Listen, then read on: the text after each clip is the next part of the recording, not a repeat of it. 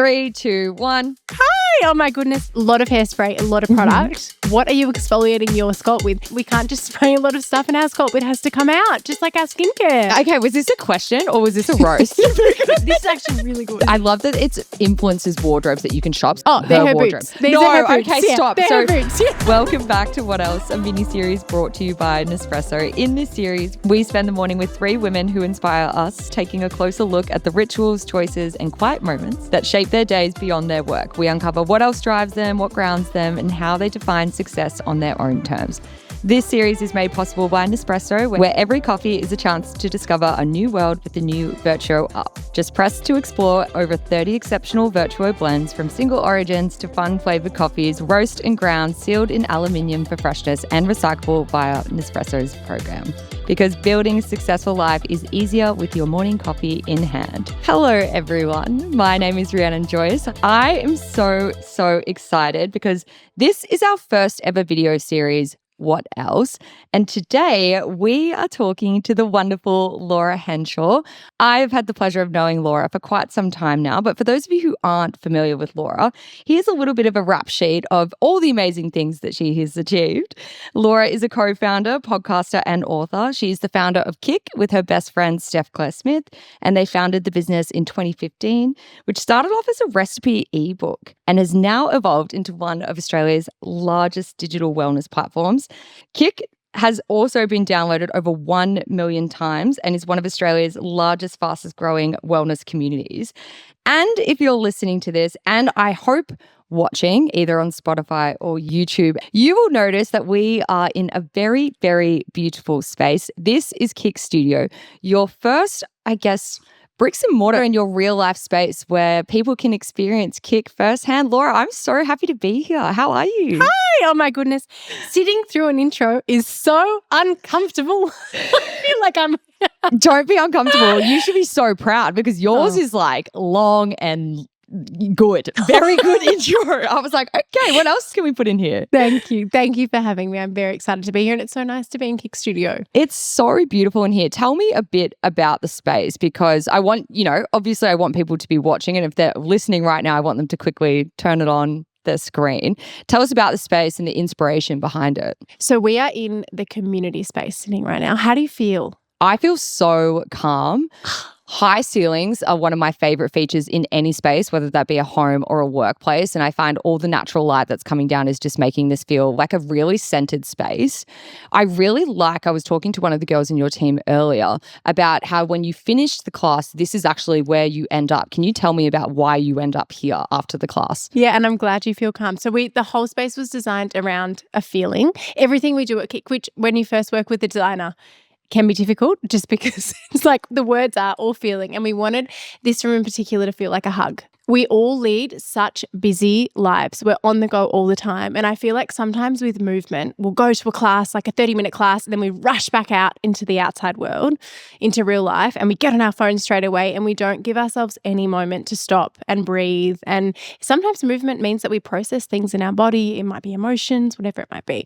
And so we wanted to give people and create an experience with Kick Studio. So you come in, you do the class, and then you come into this community space. And if you want to journal, if you want to connect with someone new, but it's kind of just this buffer between the movement space and then the outside world. It's a moment of reflection and to be able to reset. I like the community piece that you touched on as well, because as someone who is a member of Kick, I love how community focused it is. It would be so nice to be able to come out here, and I would feel so comfortable approaching other people in a class and starting a conversation or trying to build a friendship as well. And I don't think there's many studio environments where you would feel that. So you've done a very good job at making this place feel safe, which is a nice feeling to have. Oh, thanks, Ray. All of the classes are grounded in somatic movement. So you will come out into this area and you will have just, depending on the class, like yelled at the top of your lungs, danced it out. That I feel like creates a moment of connection as well. And then you come out here and then you're like, well, we just yelled together, so now we can be friends.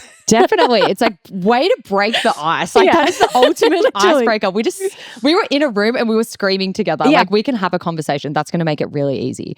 Okay. I really want to get into the swap. As you know, Laura, you did tell me you are a stylish listener. Yes. Tick, tick, tick. So you're very familiar with what the swap is. But if you are listening or watching and you're not familiar, it's our weekly recommendation that we bring to the podcast. So Laura, what are you swapping in this week? Okay. So I wonder if you've tried this. You might have. It's a Merit product. Oh. And it is called their Instant Glow Serum.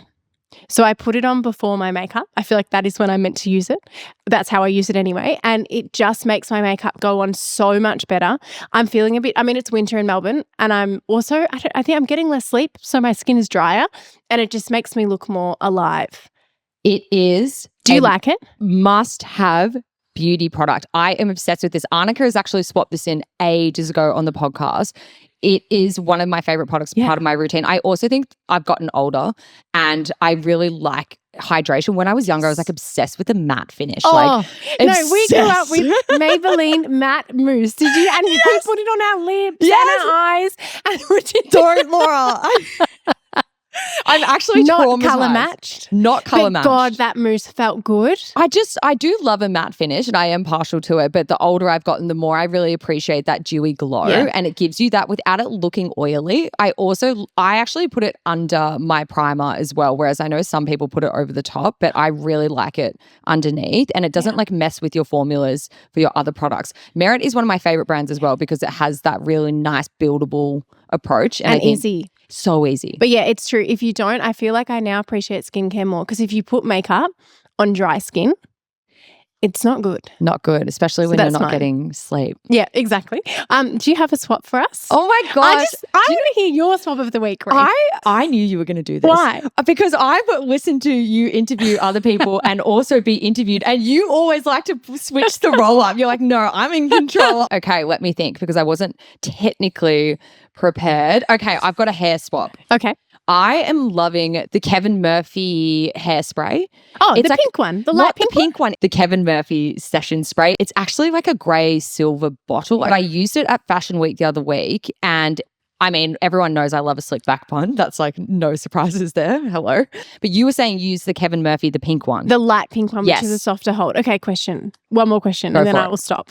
That's fine. Okay. You can also ask me questions. Because if you're doing this all the time, a lot of hairspray, a lot of product. What are you exfoliating your scalp with? Because this is something I've learned as an adult that we can't just spray a lot of stuff in our scalp. It has to come out, just like our skincare. Okay, was this a question or was this a roast? No, I don't have an answer, and I don't. I'm here for the listeners that are also spraying a lot of stuff in our hair. I didn't know this, and then someone said to me, Laura, your hair has pores too, and then I thought, okay, we need to release them. Laura. What are you doing for your hair? Nothing. Oh, okay. Don't. I feel bad now. You need to do an episode on it. What do you feel bad about? Because my scalp's probably fucked. Now I just want to look. Now I'm stressed. Is it itchy?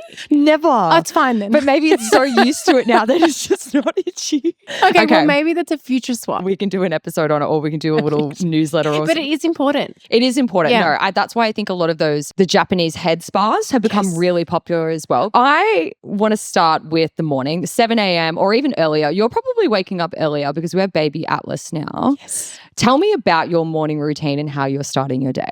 Okay, so it's a little bit different than it used to be post having Atlas. He's our alarm clock. So he wakes up between 5, or sometimes when there's a 4, I'm like, darling, you have to go back to sleep. Like, no, I just don't. I watch those videos on TikTok and Instagram where people wake up at 3:30.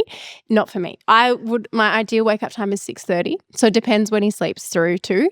Dalton always gets up first. He gets up, gets Atlas, and then he goes and makes me a coffee and he takes Atlas out. So then I can have an extra 10 or so minutes of sleep while he's making the coffee and brings it to me in bed, and then I'll feed him. So that's our current routine. My old morning routine before becoming a mum was much more regimented and strict, but now it's a little bit more going with the flow. Yeah, which is new for me. I'm not a fluid person. I used to plan the fluid, but that is a very weird thing to say. I would plan the flow, but now I have to go with the flow a lot more. How have you found that transition? It's hard. It's been a journey. And I think it's something for me. I transitioned in my work to a new role at the same time that I transitioned into motherhood. So that's been something that has taken me a lot of time to process. And to be honest, I think I'm still processing it as I kind of rediscover my identity now wearing a new hat as being a mum as well. You have shared quite a bit of this on social media and been very open about that transition in your new role and also being a mother. It seems like you're taking it very well though.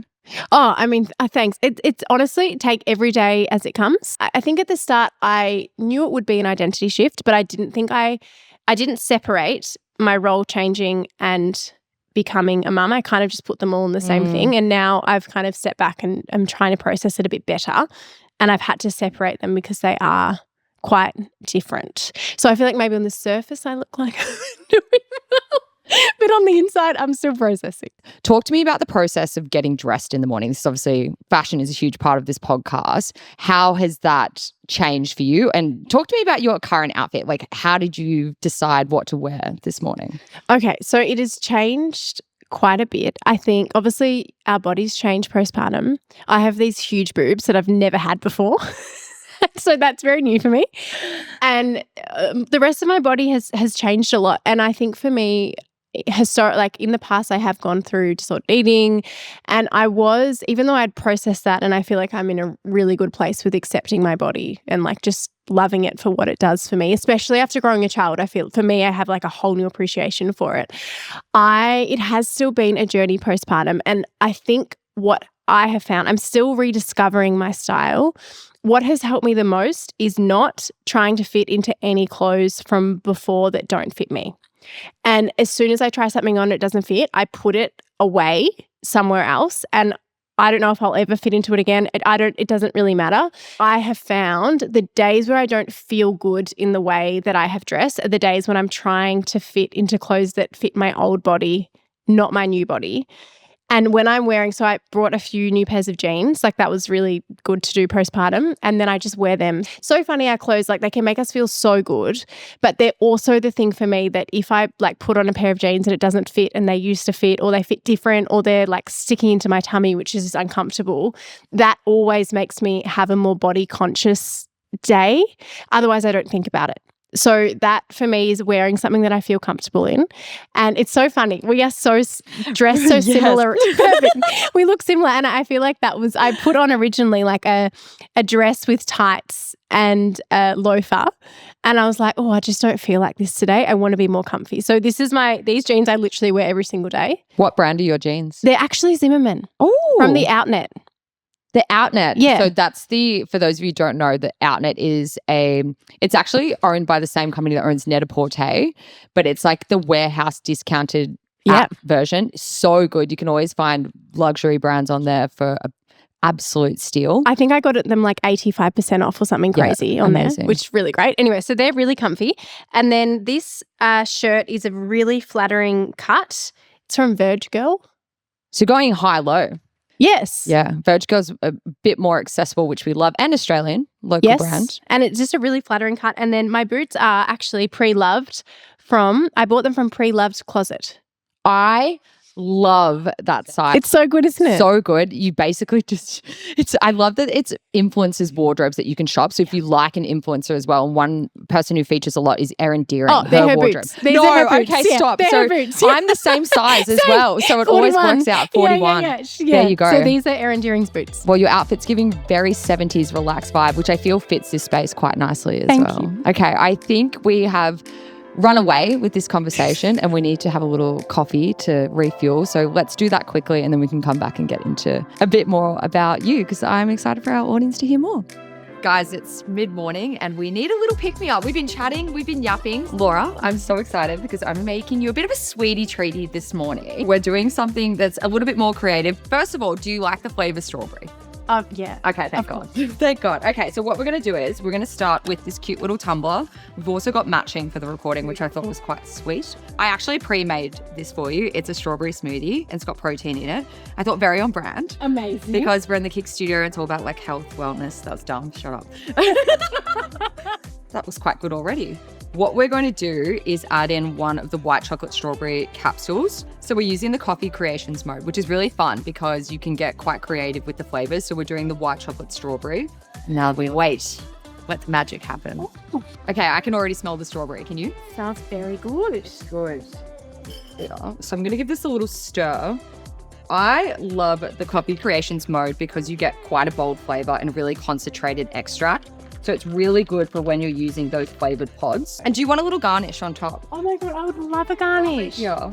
This is very fancy. It is. Cafe style, but at home. So this is your white chocolate strawberry protein smoothie. So we're ready to get back into recording. Do a little taste test before we sit down. Okay. Oh my God, yum. Sweet? It's not too sweet, but it's perfect. That's what you want. You want a really good balance of the two.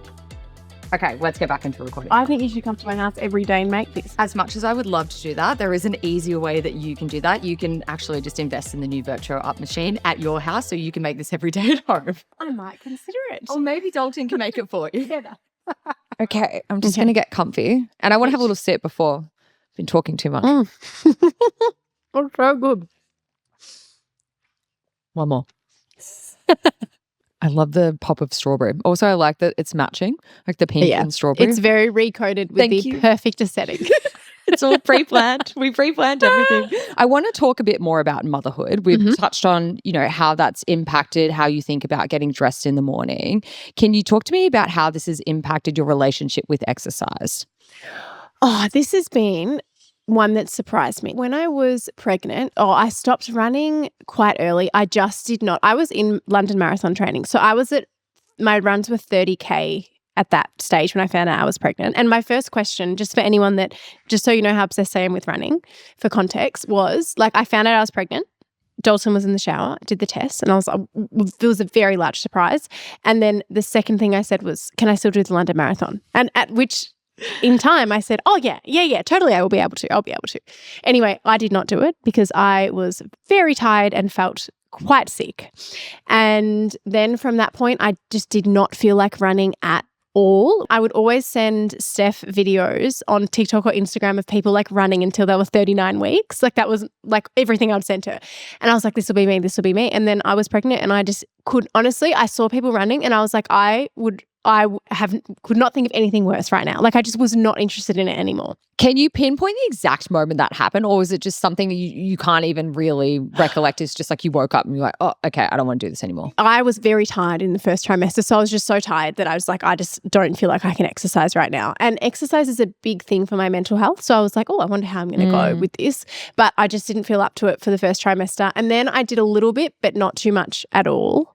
What kind of exercise did you do instead of running? I was just doing walking, a bit of yoga, and a bit of some prenatal stuff to help with my mobility. That's what I was kind of the most focused on because I just wanted to feel good. And the more pregnant you get, obviously, the more uncomfortable you tend to feel. So it was very much for a functional reason of just wanting to feel mobile and not wanting to be in pain when I was sleeping and things. It's really interesting you've called that out because you said that your relationship with running before was very mental and that feels very feelings motivated. But then when it came to exercise when you were actually pregnant, it's moved into that functionality, which is more facts led. It's oh no, it's not feelings anymore. Yeah.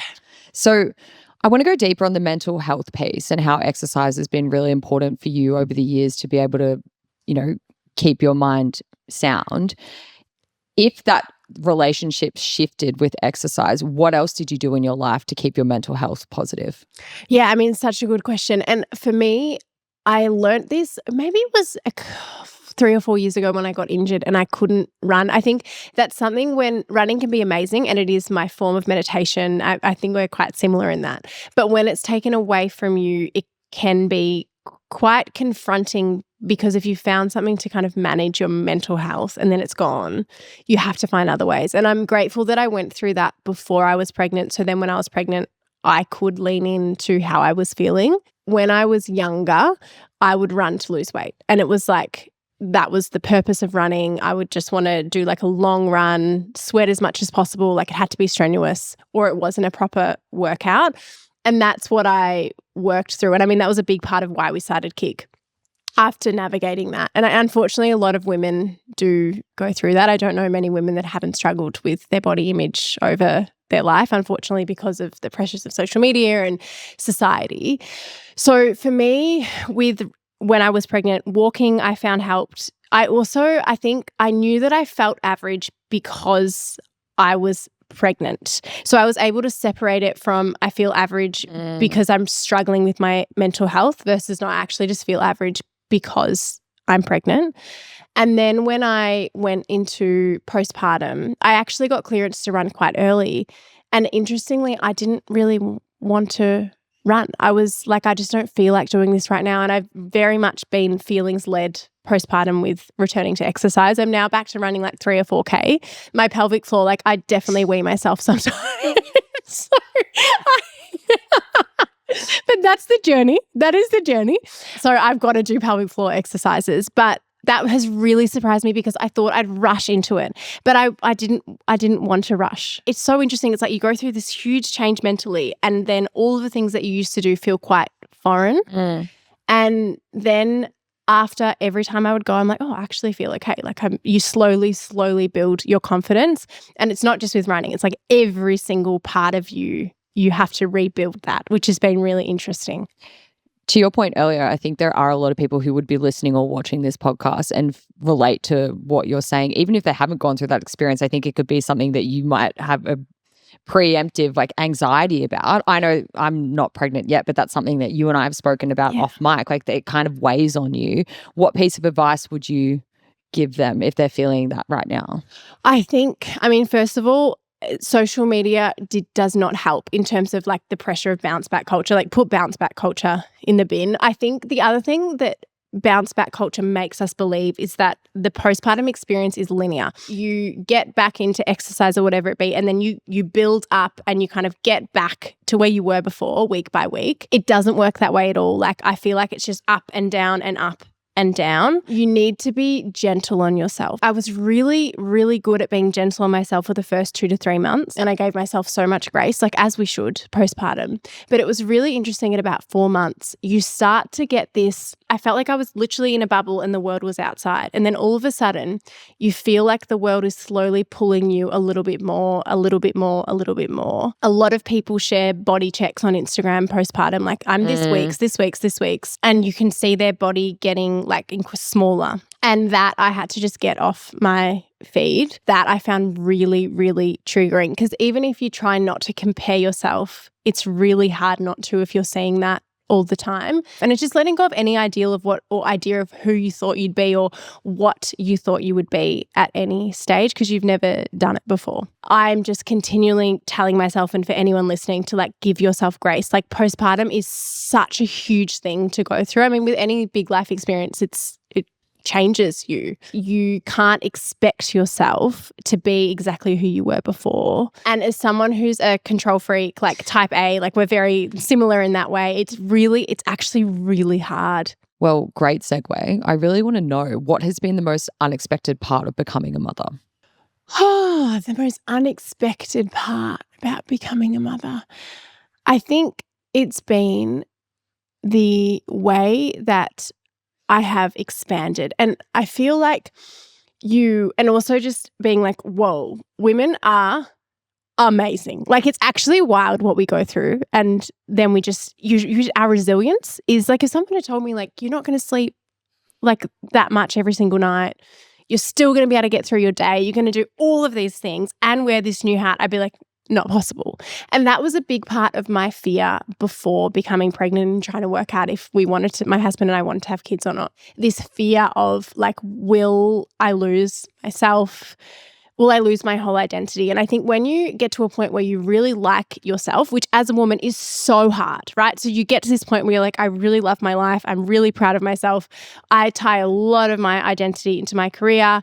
I have tried to undo a lot of that, but there's still a part of me that will always have that. Like my worth and my work is very interrelated and connected. And I think a lot of what we see about motherhood online is that when you become a mother, that has to be your entire whole self. And that scared the shit out of me because I was like, I don't want to lose all these other parts of me. And what has been really special is that there's definitely parts of me that have changed, but it's just I've now have another hat that I need to wear and I don't need to take all of the other hats away. You have to let a few things go. Like we can't have it all at once. That's absolutely, I definitely believe that wholeheartedly. But you don't lose all of those parts and they're still there. And that's been really nice to experience. Do you know what's interesting? I really liked your point around, it's so hard for women to get to a point where they actually love themselves. And I think so much of that does come in your early 30s. And I remember, so many people be like, oh, turning 30, it's so stressful. It's got that weight to it, the number 30. And I just was like, I'm just taking this head on. And it's funny because I would say the last 3 years, I've felt like the most self-assured and felt the best I have in my whole life. And it's interesting at that point is when you're then expected to, change it, or society puts pressure on you to then be like, okay, now you need to think about this. And it's like, hang on, I just started liking myself and loving my life. I want to keep it this way. And there is a really natural push and pull with that. And I think it's so fair that you and Dalton had that. And I can say that even Lewis, my husband, and I have also had that. It's like, well, we love our life like a lot right now. It's pretty good. But it's also like we want to add this layer and add this hat, as you said, to hopefully make it.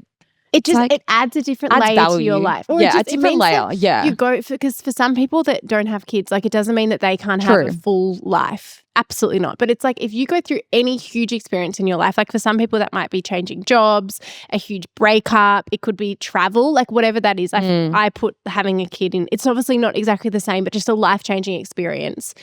It's going to change your life and it's going to make it fuller. And it does. It makes it fuller. It's like beautiful chaos. That's kind of the way. I love that. Beautiful chaos. That I like to explain it. We're going to get into some surprise and delight questions. I want to start with, what is your ride or die beauty product? Okay.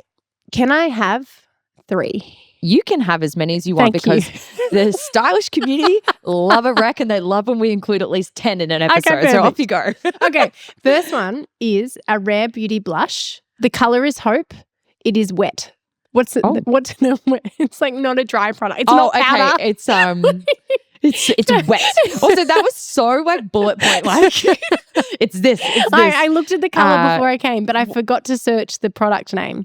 It is a cream blush. Yes. You and I are clearly not well versed. Okay, so yes, it is a cream. I love it. You hardly need any of it. It's such high pigment. It lasts like 2 years, this product. It is so good. So that's my favorite. Blush just makes me feel alive. Okay, then a primer. This is a new primer I started using, which I love. It's by from Hilary Holmes, Home Beauty. It's so beautiful. It just makes you glow. And when you combine that with the swap that I had, the Merit product, so good. Your skin does look wonderful. Oh, thank you. Well, I'm wearing both. So there you go. And you can see in the video. Last, it's concealer. The Kosas. I think that's Kosas. Kosas. You know the brand. It's a very cool brand. Revealer Concealer. I use that one. It's very brightening, which is, I really like it. It's so good. It's also infused with skincare. So it has that really nice, which I feel like is the common theme I'm noticing with a lot of the products that you've recommended. A few of them have that skincare infused, which gives you that glow. And it doesn't dry. You know when you put, I'm not a makeup pro, absolutely not. And when I put concealer on that's too dry and then I get all these lines under my eyes, I don't like the look of it. I don't like how it feels. And I feel like about how my makeup feels on my skin. And if my skin feels dry, I have to go home and wash it off straight away. Like I feel so uncomfortable. So that one's really good because I feel like it's moisturizing. Great combination. Okay, I want to know, and I feel like I'm going to know the answer of this. What has been your favorite TV show in the last 6 months? What do you think I'm going to say? Off campus. Yeah, duh. Of course. Can any millennial woman not say that, or person? I am obsessed with Off Campus. And when you're watching it, I'm sitting there, Dalton's next to me and then my baby's there and I forget that I'm not in high school, in love with all of them actually. Yeah. They're all amazing. Oh God, it was good. And just the sex, obviously it was written by a woman, and just to watch scenes around sex be filmed in that way and written in that way. Like my favorite scene in the world is when Garrett and Dean are in the gym. Yes. And Garrett asked Dean, I want Hannah to have an orgasm. And in every other movie, I've just never heard this response before. And then when he says, you need to make her feel safe, I was like, I'm done. Do you know why I think it was so good and all of us are like gagged and loving it is sadly it was not a lot of lived experience that people had. Yeah. So I feel like it's also this hopes and dreams of like what people want. But I also think what it sets up is an expectation. So yeah, the generations coming through now, like that might be their first sexual experience, which is so, as it should be, but it just wasn't for so many people our age. So yeah, it's awesome. something people who follow you might be surprised to learn. I think maybe I've told you this, but I used to have half blonde and half pink hair. Very off-brand for me. Very off-brand. Yeah, it was quite a while ago. When I was 18. It was in my DJ era. Sorry, you led with the hair, but you should have led with the DJ era. Tell me about that. Okay, well, I did DJ when I was 18. Wasn't very good. My friends and I, we had 18 CDs. I think it was back in the CD era. Like there was no USBs. Or I don't know what they use now. Probably Bluetooth. They'll have a SoundCloud. No one is using a USB. I think they still do. Oh, okay, there you go. I was a real DJ. Anyway, so we had our pack of CDs. We would just fade in and out. I know the only reason they got us to do it is because we brought like so many people to the nightclub. But do you know who was a part of my, like, he didn't teach me per se, like I went to lessons, but he gave me a few tips. Who? If you say Dom Dollar, I'm going to lose it. Mm-hmm. No. And he would organize this night and I would play at his night. And I don't know why I had Dom Dollar in my head, but I was like, maybe because he's coming back to Melbourne and performing at... It's like his success obviously has been amazing. Huge. Like it's so incredible and amazing to see. But yes, I have posters where my DJ name is on the same poster as Dom Dollar. We're going to have to get this for the cut down. I will be able to find it. Anyway, so that maybe you didn't know that. I didn't know that. Yeah, and you started with the pink hair and then you finished with I was a DJ. Like you should have led with I was a DJ who had pink hair. Yeah. Not I had pink hair when I was 18 and I was a DJ. Yeah. And I remember we used to get paid like I think $25. And like we were not the leading act. We were playing in the side room at like a room. Do you remember? All the girls on the side are gasping because everyone from Melbourne, this is like Melbourne at like law. 8 p.m. I want to know what has been the biggest self-discovery for you in your 30s? Not caring what people think, which I feel like is such a common thing that maybe people say going into their 30s. But everything I did, I was like, how will this person perceive me? What will this person think? And I wasn't in my power per se because I didn't feel like I could speak up for what I believed in because I would question like, oh, I'm not an expert in that. I'm not good enough to talk about that. Maybe someone will disagree with me. And letting go of like living my life for how other people will perceive me has been the most amazing. It's honestly like it's changed my life. I will say with a caveat, going through motherhood has felt a little bit like I went back in the milkshake maker and I'm still rebuilding that a little bit.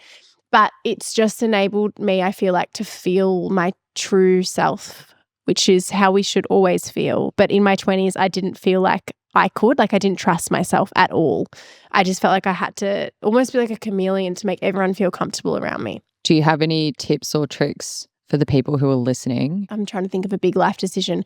It might be deciding to move overseas, right? And you think about, when you're thinking through that decision, you think about what will this friend think of me? Like what will my parents think of me? All of these other people.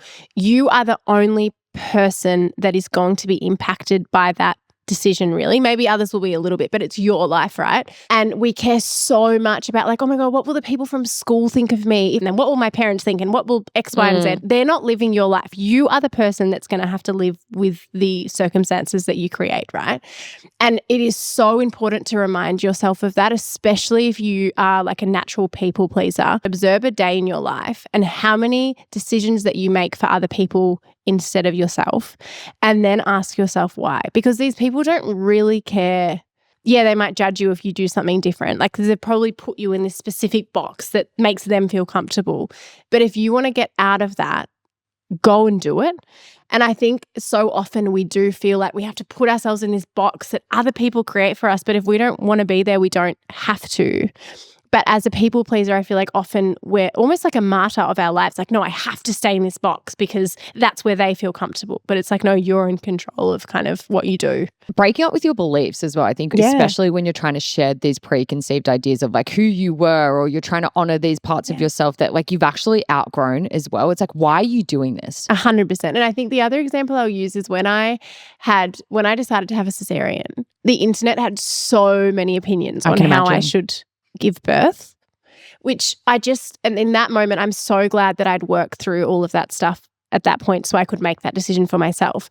But that was so interesting because I was like, why do like hundreds of people have an opinion on how I give birth with my body, the people that I'll never meet, never know, with a child that they will never, ever, ever meet or know either? And it's just sometimes so important to step back and be like, okay, why do I care? And in that instance, I was so proud and happy that could kind of put that to the side. But yeah, it takes time to get there. Okay, quick rapid fire. What is a wellness trend that you want to debunk? I feel like it's been debunked a lot. Peptides. Oh, Injecting ourselves with peptides that a lot of the time we don't know what they do. We don't know the long-term side effects of them. And for a lot of the time, we're taking the information from social media from people that aren't qualified to recommend them. We aren't thinking about what are the long-term effects of this. It's very similar to skin cancer culture in Australia, like getting a tan. For 3 weeks, your skin might look a little bit more golden brown, but the long-term impacts of that, like in 10 or 20 years, when in Australia we have the highest rate of melanoma compared to any other country, is wild. And that's what I think with peptides, like, yes, it might give your skin a little bit more of a glow right now in this moment, but in 20 years, if that's going to have long-term health, like repercussions for you, like, will it be worth it? Probably not. I couldn't agree more. We love a hot take here at Stylish. And I want to wrap up with one last question. We want to land on, what is your fashion take? Maybe, you know what? I've never labeled myself as like a fashionable person. That's okay. That's okay. Exactly. Okay. But what I would say, and because of that, I felt like I had to follow every single rule of fashion. Like, you can't wear brown and black, and like you can't match double denim, and all of these things. So maybe my controversial take is like, there are no trends per se. Like, if you wear something and you match, I don't know, brown and black and different colored denim, if you wear it and you feel good and you walk around confidently, people will look at you and think, oh, you can put those things together. But if you wear things and you feel uncomfortable in how they feel, that's when it will maybe look not stylish, for lack of a better word. If I feel good in this and I think it matches, if I walk around confidently, no one will question me. I agree with you. Also, can I bring up something that was off mic before? You did ask us, should you tuck or shouldn't you? Sorry, there we go. Here's a fact. So you know what? I was thinking, do I do a half tuck, is that called a French tuck? I have to say, the amount of times that I have gone to tuck my shirt in, and I feel like, I reckon if I've gone to tuck my shirt in 100 times in my life, I've actually left the house with it tucked once. Because it just never works. Yeah, it never works. I feel like I see it on Instagram and I'm like, it looks so good, and then I don't feel good. But it works on Instagram. And then Instagram. I've creased it. But the reason why it works on Instagram, you see that for inspiration, it's a still photo. It's not lived in. Like, I think the reality of it is a French tuck doesn't really work when you're trying to live in it. And this is less about the French tuck itself and whether or not that's a good thing or a bad thing. It was more about like asking the room, like, should I French tuck or shouldn't I? I think sometimes you can, and we all can, fall into this trap of being like, oh, what do you guys think? It's like, what did you feel was most comfortable for you? It not was tucking. Exactly. And that's for me. I try and tuck. I see photos and I'm like, I should tuck. And then I tuck. I'm like, I don't feel good in this. Yeah. And like, it works for some people, but in that moment, it didn't work for you, and that's okay. So keeping you accountable, Laura. Thanks, Ree. You're welcome. Oh my gosh, it's been so good to chat. It's actually just felt like an extension of the conversations we have off mic. So thank you, Laura, for joining us. This has been so special, and I hope you've enjoyed it and you've enjoyed your coffee. Thank you. You've got me a new combination. Yeah, thank you're you so sorted. Much for Thanks, me. Laura. This is our second of 3 episodes of our bespoke series, What Else, in partnership with Nespresso. Thank you for listening, and we'll be back in your ears on Wednesday. And don't forget to drop us a follow on Instagram @Stylish. We are so lucky to have you, and we'll see you soon. Bye.